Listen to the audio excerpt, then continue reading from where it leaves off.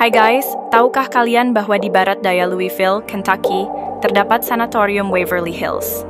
Sanatorium ini didirikan pada tahun 1910 sebagai rumah sakit 2 lantai untuk menampung 40 hingga 50 pasien tuberkulosis paru. Meskipun Waverly Hills telah ditutup sejak tahun 1982, tempat ini masih menjadi perbincangan hangat. Tak ada tempat di dunia ini yang memiliki aktivitas paranormal sebanyak di sini. Selama wabah besar, belum ada obat untuk tuberkulosis. Para staf berusaha melakukan yang terbaik bagi para pasien. Sinar matahari, udara segar, dan banyak istirahat di tempat tidur adalah yang terbaik yang bisa mereka lakukan. Jadi, para pasien ditempatkan di luar bersama tempat tidur mereka untuk menyerap udara segar dan sinar matahari sebanyak mungkin. Bahkan di tengah musim dingin, ada foto-foto yang menunjukkan pasien yang benar-benar tertutup salju saat mereka memulihkan diri di halaman.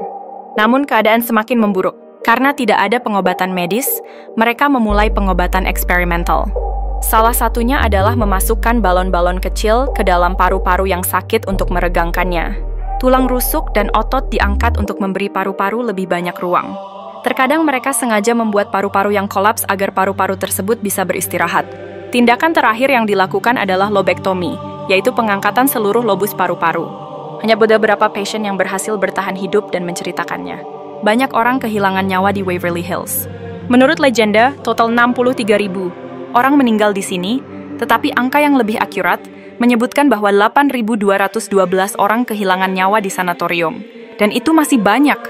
Di bawah Waverly Hills, terdapat terowongan sepanjang 500 kaki, 150 meter, yang digunakan staf untuk masuk dan keluar gedung dan untuk membantu mengangkut material.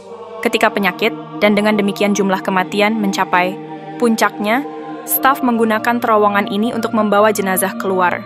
Mereka tidak ingin mengganggu pasien lain. Terowongan itu kemudian diubah menjadi pintu jenazah. Ketika antibiotik akhirnya ditemukan, tuberkulosis berhasil ditekan dan jumlah pasien berangsur-angsur berkurang. Pada tahun 1961, sanatorium tersebut bahkan ditutup.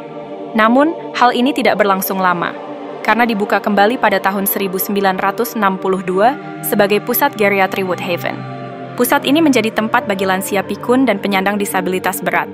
Woodhaven ditutup pada tahun 1982 karena kelalaian para pasien. Hancurkan pada tahun 2001 karena telah berubah menjadi reruntuhan. Sejak kosong, tempat itu menjadi magnet bagi para remaja yang mencari sensasi dan para tunawisma yang mencari tempat berteduh. Karena sejarah Waverly Hills, orang-orang percaya bahwa tempat itu berhantu. Banyak yang membobol tempat itu untuk mencari bukti paranormal. Hasilnya adalah lokasi yang dirusak dan dihancurkan. Untungnya, bangunan itu jatuh ke tangan Charlie dan Tina Mattingly. Mereka menyelamatkan bangunan itu dari pembongkaran. Sejak Charlie dan Tina membeli sanatorium, tempat itu digunakan untuk tur hantu. Di musim gugur, tempat itu bahkan diubah menjadi rumah hantu. Dan meskipun energi aslinya telah berubah karenanya, banyak aktivitas paranormal terjadi. Ada banyak orang yang telah melihat, merasakan, atau mendengar sesuatu. Ruangan paling terkenal di gedung ini adalah ruangan 502. Perawat Mary Hillenburg bunuh diri di sini pada tahun 1928. Ia gantung diri dengan lampu. Orang-orang menduga ia melakukannya karena mengandung anak seorang dokter. Mereka tidak menikah dan ia takut tertular tuberkulosis.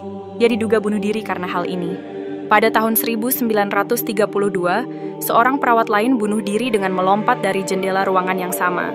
Bertahun-tahun kemudian, seorang tunawisma dibunuh di ruangan ini oleh geng narkoba. Ruangan 502 memiliki aura negatif. Seringkali kata-kata keluar terdengar di sini ketika orang-orang ingin masuk. Di atap, tempat anak-anak menjalani terapi sinar matahari, terdengar lagu menyeramkan Ring Around the Rosie. Di dapur terlihat sosok pria berjas putih. Penampilannya sering dikaitkan dengan masakan. Baunya seperti roti yang baru dipanggang. Namun, mustahil menyiapkan makanan di ruangan ini karena kini menjadi reruntuhan. Di lantai 3, sayap anak-anak, sering terlihat seorang gadis tanpa mata dan seorang anak laki-laki sedang bermain bola. Di dekat ruang berjemur, tempat pasien dirawat dengan sinar ultraviolet, seorang wanita dengan pergelangan tangan berdarah sering terlihat. Ia pernah terlihat berlari di lorong-lorong sambil berteriak minta tolong. Cahaya terlihat dari luar, yang mustahil karena listrik telah padam selama bertahun-tahun. Banyak orang juga mengaku mendengar langkah kaki, suara-suara tanpa tubuh, dan suara-suara hantu lainnya. Pintu-pintu terbanting menutup sendiri dan penampakan-penampakan terlihat di ambang pintu dan koridor. Benda-benda telah dilemparkan kepada orang-orang oleh kekuatan tak terlihat, dan beberapa mengklaim telah disentuh oleh tangan-tangan tak terlihat. Dan yang tak kalah penting, orang-orang telah melihat mobil jenazah hantu yang muncul di belakang gedung. Mungkin untuk mengambil peti mati. Apa kalian penasaran ingin pergi ke sini?